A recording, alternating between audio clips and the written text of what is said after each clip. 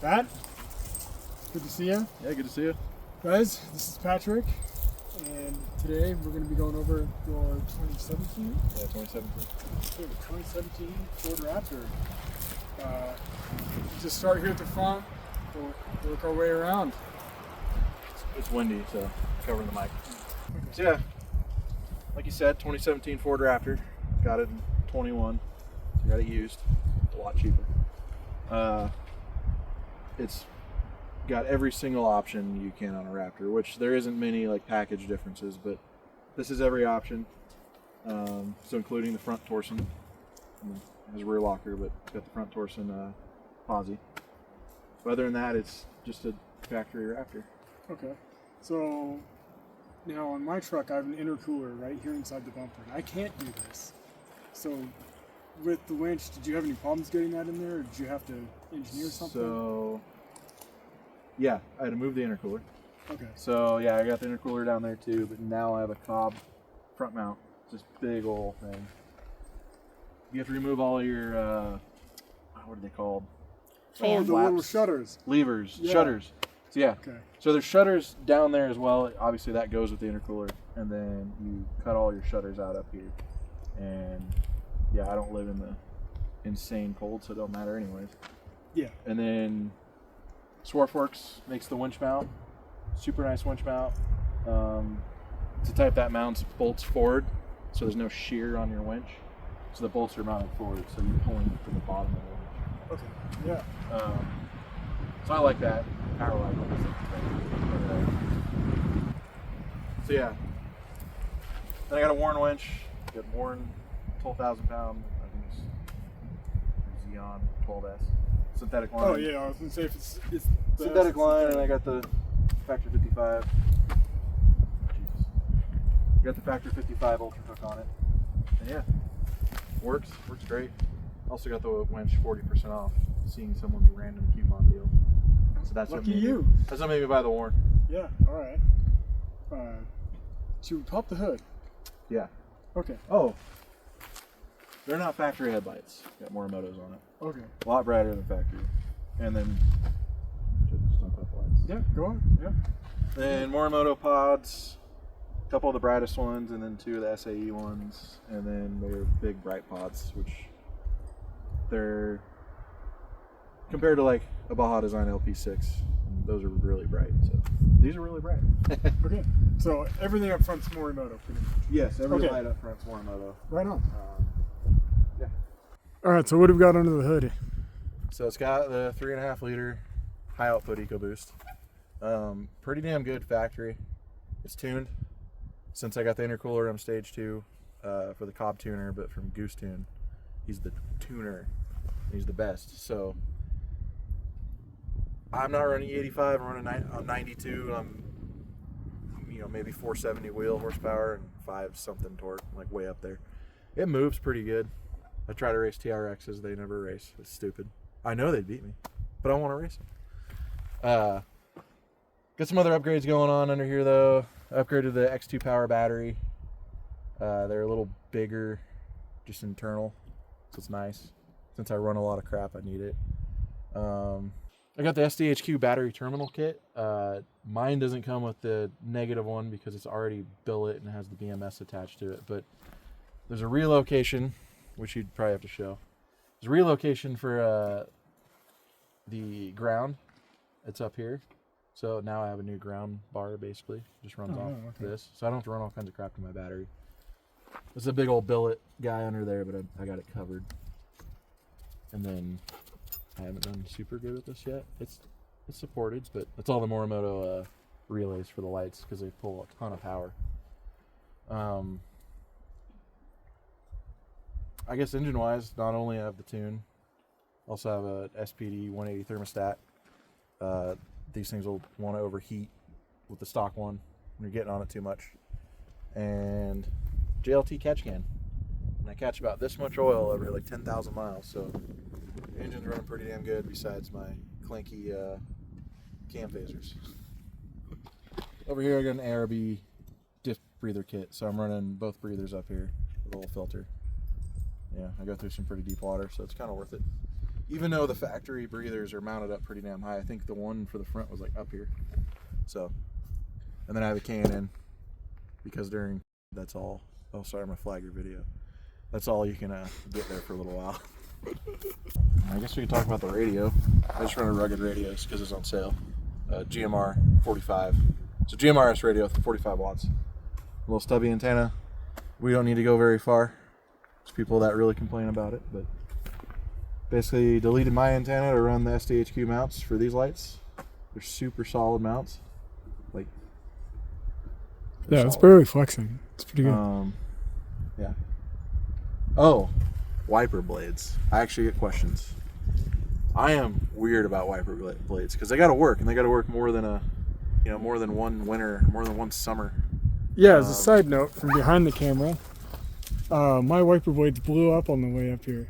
Oh wow. Yeah, my passenger one has just like the rubber just came off. Jesus. Yeah. So, over the last decade, for the last decade and a half, I've been crazy about finding the best wiper blades, and for the longest time I ran Rain-X Latitudes. They killed out the Bosches for what we do up in the snow and that. Yeah.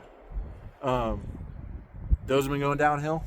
I don't know if they're just making them worse and worse. But I started realizing the brand Trico makes most of the OEM wiper blades. And OEM blades are actually damn good when you buy a new vehicle.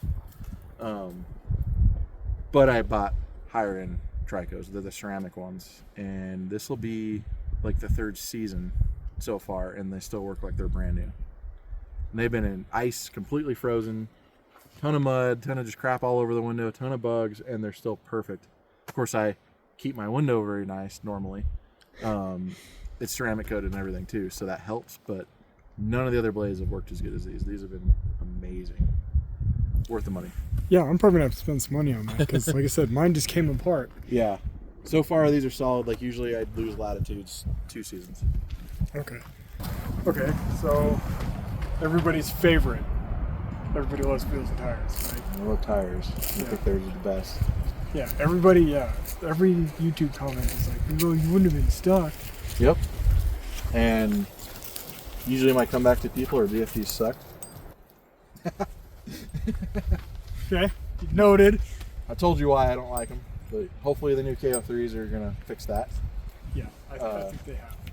So I ran a ton of tires over the years, and just before buying these Mickey Thompson, the Baja Boss ATs, I was a big Falcon fan of the AT3Ws. They were really good.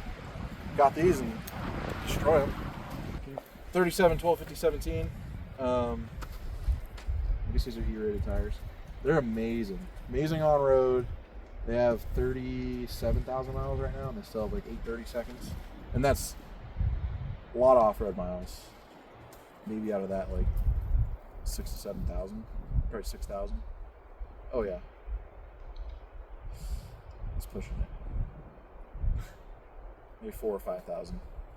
Thinking about it, and that's pretty true. It's hard to think because normally you don't always stay on the off-road. No, you don't gotta explain it. It's just hard to think. Yeah, 4,000 or 5,000, like just straight up off-road. A lot aired down and everything.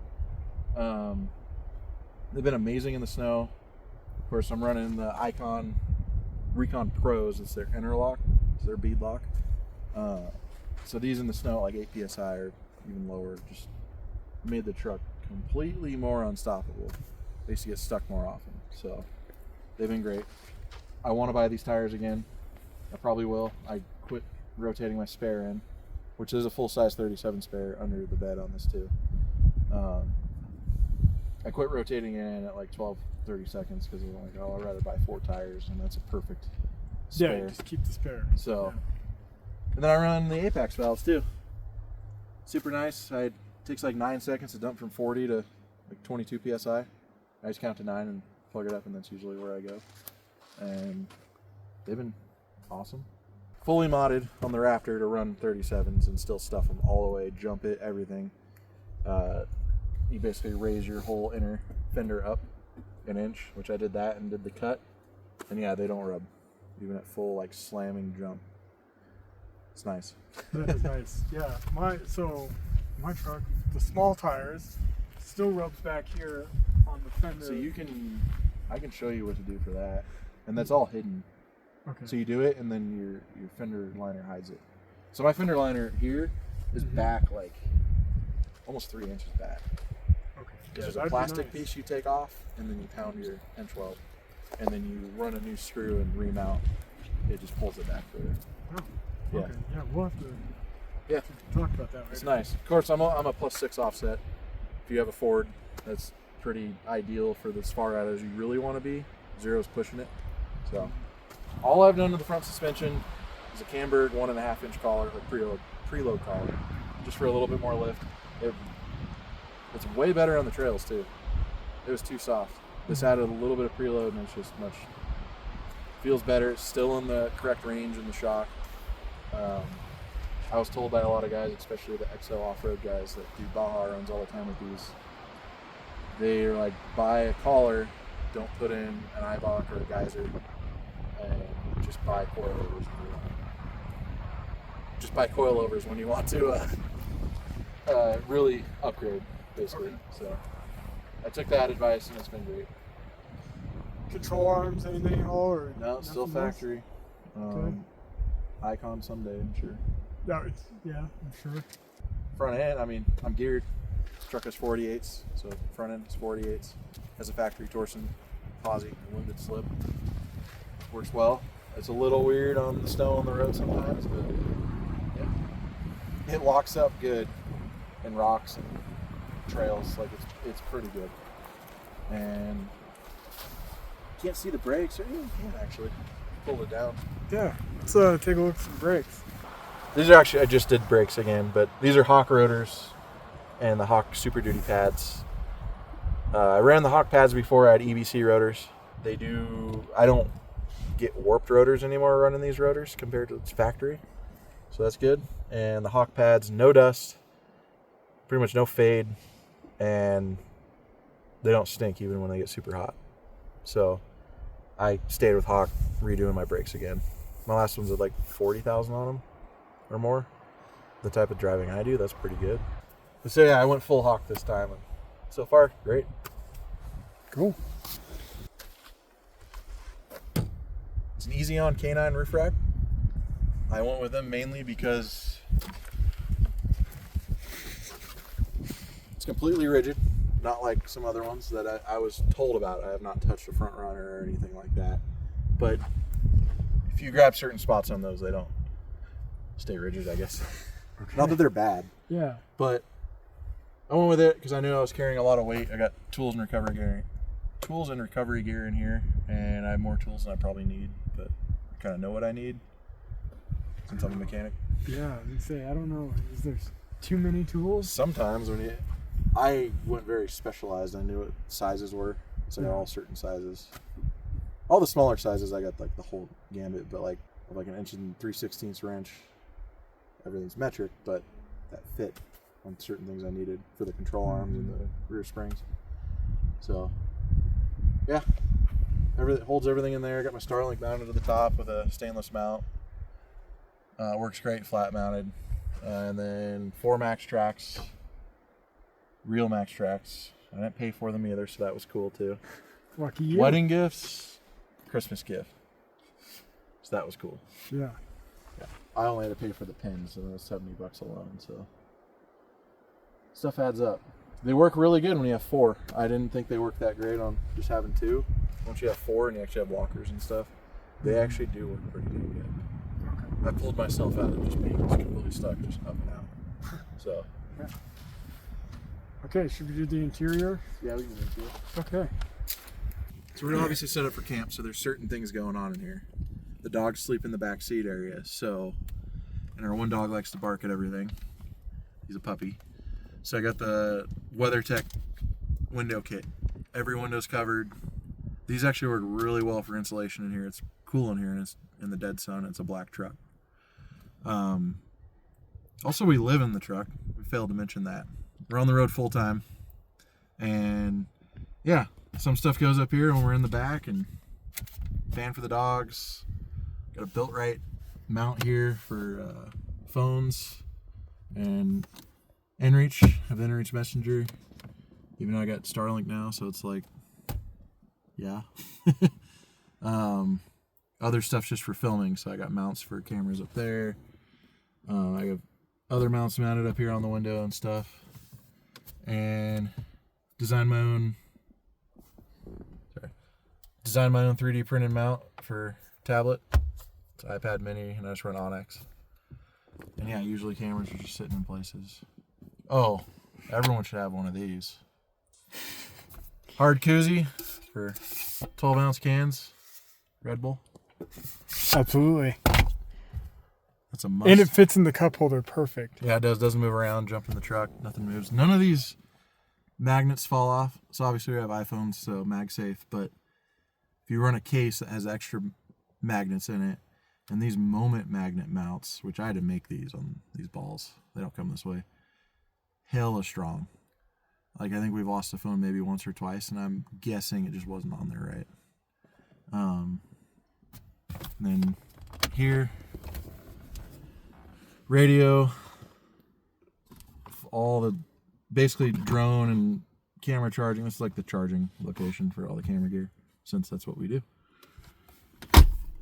Basically all my switches are used.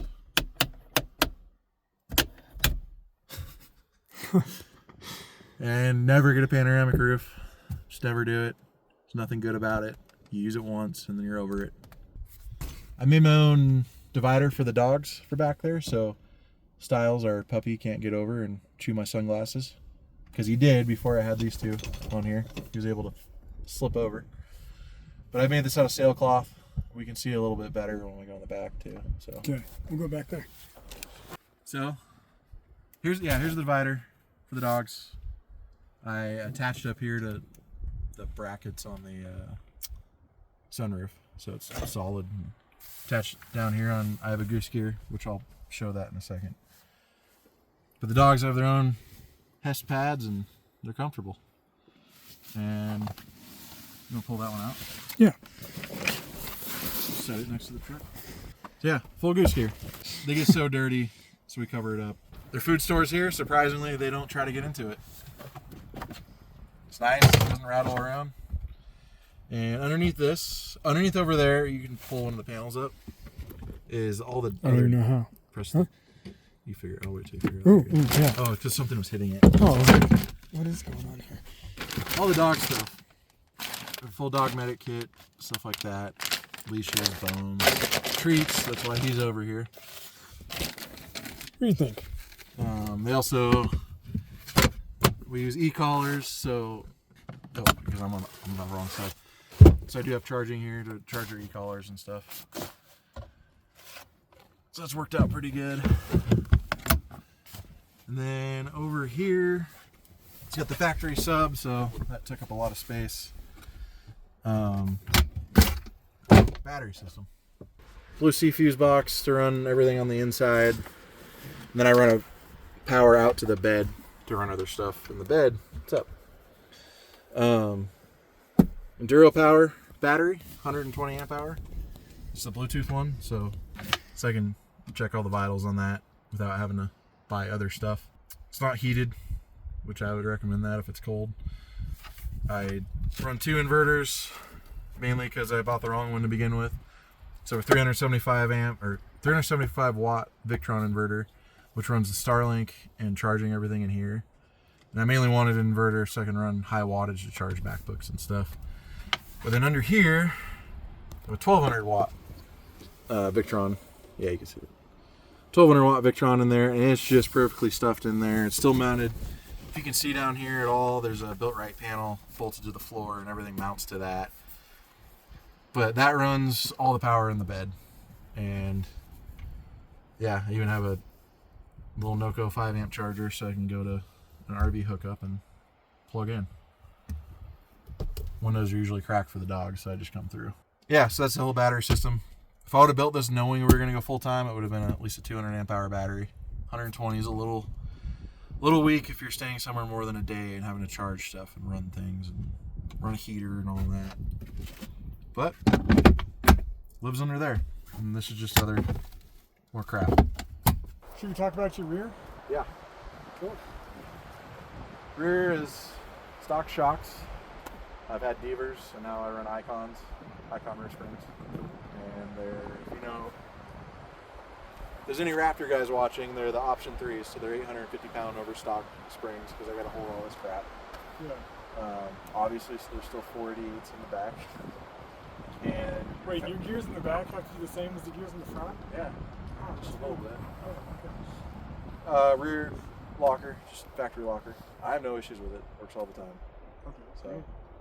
So, same I'm brakes. glad in the one rear. of us is having a good experience. Yeah. Same brakes in the rear. I only have a bump drop, a 1-inch bump drop, which is fine on 35s, but on 37s I do touch everything up in here, all the way up in here. And I need a bump kit, but I've also torn up the fender a little bit, ripped that stuff off. If you see the truck clean, like 6,000 pinstripes. Yeah, probably one of the only few Raptors that go off-road, so that's good. Yeah, those are all individual little trophies. Yeah, and I buffed them all out right before this trip, and I have like 6,000 more again. Yeah. I only buff it every few years because I'm not going to want to go through that clear coat. Yeah. Pretty sure that I have plenty of life on it, but I don't know. I don't think there's any clear coat left on my truck. I'm not a professional. I use all Adams products too. So obviously the camper, I think everybody's probably been watching that the whole time like, dude, let's just talk about the camper. Shut the hell up and get out of the way. Probably. So yeah, I got an AT Habitat. I think I've wanted one since Overland had one in like 2016. Yeah. And you bought yours new, right? Yeah, brand new. Okay. I just bought it last August 24. And you had a lovely GFC before this. Right? Yes. Yes, and you were in love with it. Everything about it. Yeah, for sure. Okay. I didn't hate it, but there was things about it and things about my buddy's GFC that made me just dislike some of that stuff a little more. But we planned to go full time on the road, and we were going to live in the GFC, and ran into someone that had one of these on his Raptor, and he's like, "Hey, you should go up there and check it out." As soon as we walked in, my wife was like, "We have to get this." So 2 days later, we ordered one. A lot of money. Yeah, because we didn't just get the camper, we got the whole bed built in, which you'll see. And I got it pretty optioned out. I think they start at $13,900, okay. which isn't terrible in this realm of campers. Mm-hmm. I mean, the GFC fully optioned now is like $10,500, $11,000. Yeah. I think all in for the Lone Peak, I'm about 10. So okay. The price increase isn't massive. No, for Super Pacific, I think they start at 14. Yeah. Or maybe that's option. I don't know. But still, $13,900, which isn't terrible. It's still really lightweight, like around 340 pounds. I might be a little more because I'm not a Tacoma. But there isn't much more material. It's not going to add that much more weight. Yeah. Because the whole top section is the same as a mid-size as it is on the full size, which going from a 56-inch wide camper to a 48 was a little rough for sleeping. But I'm as wide as the cab, so tight trail is still solid. Full aluminum camper. I think they use like the honeycomb on the inside for insulation. Had some upgrades to it. Got the Arctic turn window, pops out, has a privacy screen and a bug screen. So it's really nice. It was worth that. It's a dual pane acrylic window, so it's kind of nice. Has a lower value. Yeah, actually it was pretty sweet. Any problems with the fabric or anything? Windows good, everything. Nothing. Everything up there, as far as zippers, is great. Yeah, nothing wrong. I cut all the zipper pulls off and put on soft pulls because you like that too. Because in the wind, they're loud. Yeah. Found that out in my GFC in the windstorm, and that's mainly what kept me awake actually. The zippers rattling around. Yeah. So initially, all 36 zippers. No one's counting. No, the only ones I didn't put on were outside door ones or something because I didn't, I'm not doing that. Yeah. Also, they leak a ton until you seam seal them and season them. You're supposed to. It's canvas. Mm-hmm. That I was a little mad on one trip when we got soaked, but I misunderstood to seam seal both sides. So it's seam sealed now, and it's fine in rain now, so we're good. You just gotta do that every year. It's canvas. You gotta take care of it. Yeah. So there you have it. Seam sealing. Do that. And season it, meaning soak it down and let it dry. just gets all tight again and gets waterproof, or just that much more waterproof again. This canvas is naturally waterproof, at least this is. Another option is Baja Design rock lights. They're an amber light. There's a switch inside. You switch them on. It's really nice just for ambient light. The chase light, Baja Design S1. I'm all Baja on the rear, and I'm all Morimoto up front. It's kind of funny, I'm Baja on the rear. I'm a Morimoto ambassador. And it's kind of like a light mullet. Yeah. Yeah. I guess one gripe with the camper, which where the GFC was better, but sort of. GFC has solid hinges, so no water can fall down.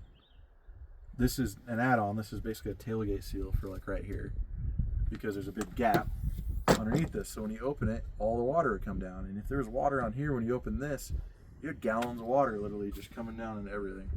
So I did that. Just learned about it. Doesn't look half bad, and it's gonna be nice in the winter. So before we talk about the inside, anything with the back bumper, exhaust, anything underneath there that you've modified or messed with? Modified my exhaust on a rock and my bumper on a rock. That's it. Okay. Oh, and big thing for Raptors, I don't have the tailgate applique. Oh. Which was cool because I wanted that, and once I saw the truck didn't have it, I was like sick. Because it's big old Ford emblem. Mm-hmm. This is fun. Yeah. We took my tailgate. Also removed the Ford step, so I have no more step. I have a solid piece. Tailgate's lighter, nicer. If we're at the tailgate, I did not have a bed liner. I did my own Raptor liner spray on. This is my own. Oh, that actually looks pretty nice. I didn't even know that. Yeah, I did the whole entire inside and the tailgate before getting all this on, because I wanted to seal off the bed. Mm-hmm. So it sealed all the cracks, because the Ford beds are like put together. Yeah. You can see through so many different spots on them.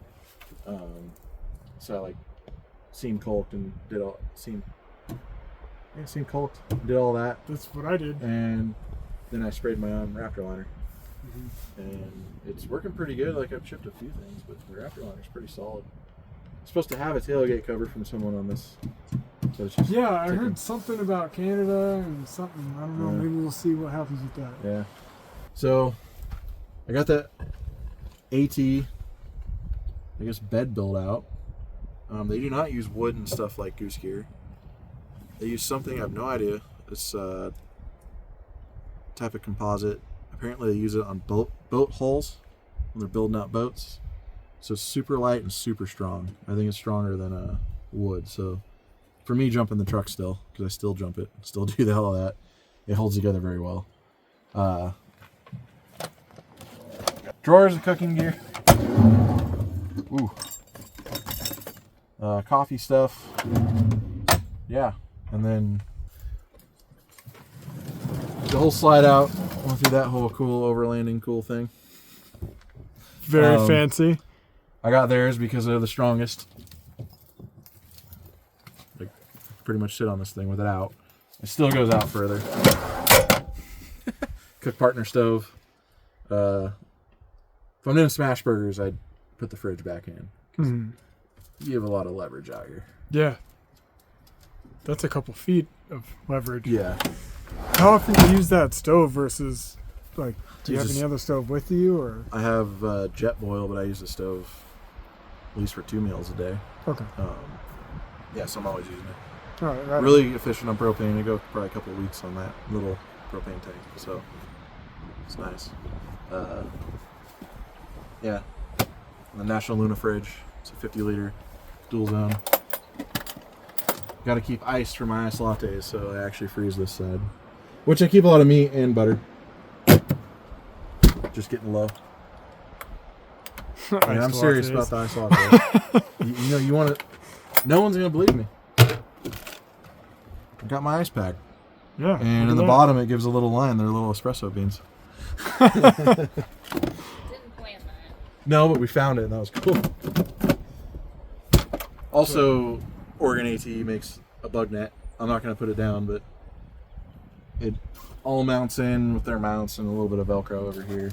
And once the sides are zipped down, the middle is magnetic, like a bug net you'd buy and put on a door at your house or something. Really nice because it gets very buggy all the time. Dometic faucet. I just have one of the magnetic mounts there, and I can strap it in there when we're driving because it'll go everywhere. I run Dometic water containers. You can see 3 back there. Can you see it?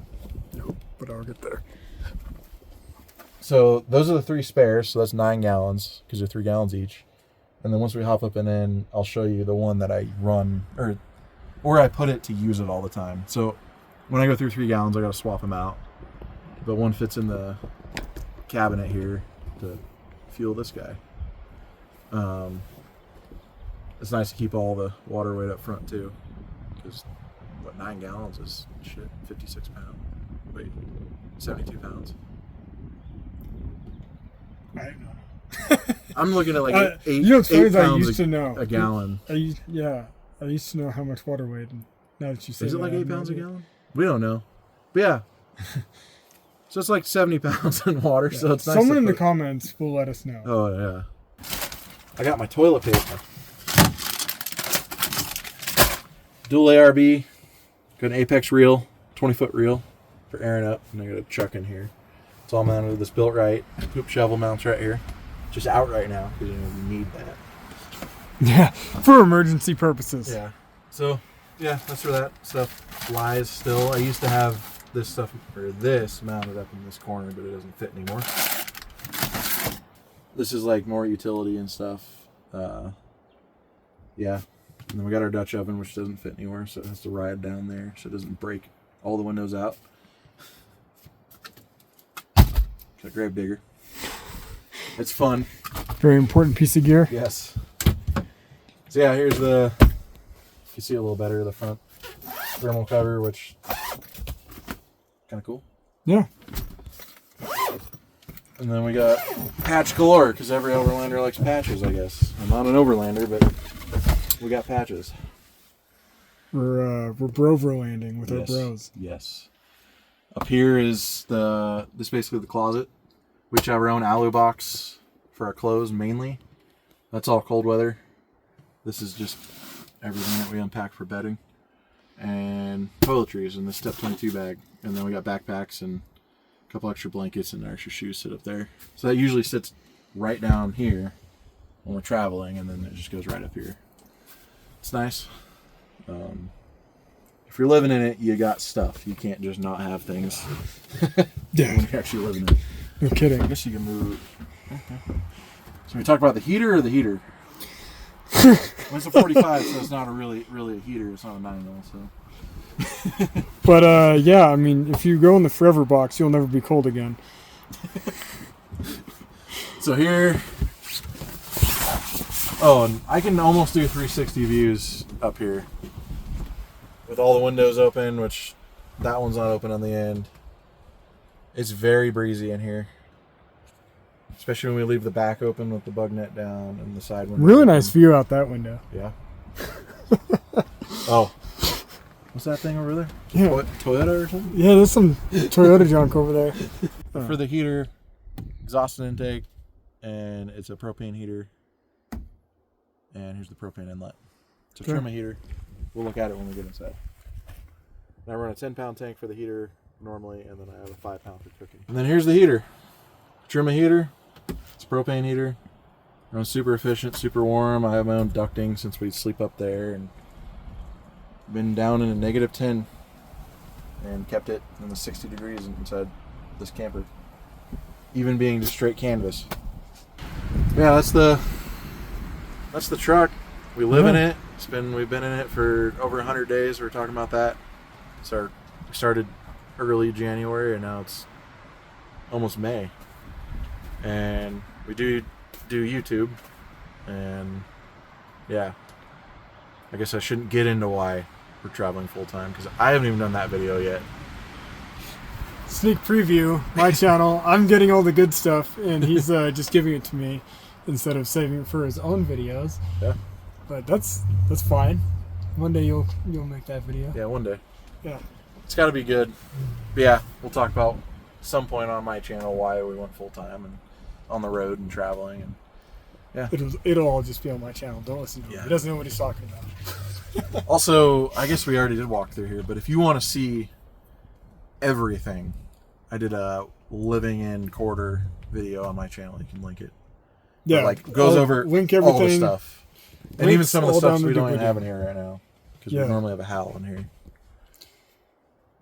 Yeah, Definitely. So links will be down in the description. But let's get out and then we'll finish Yeah. up. All right, Pat. Well, thank you for showing us around and showing my subscribers your truck. In my other walk-around videos, in my last video, I said I didn't want to do any Jeeps or Toyotas because there's so many of them out there.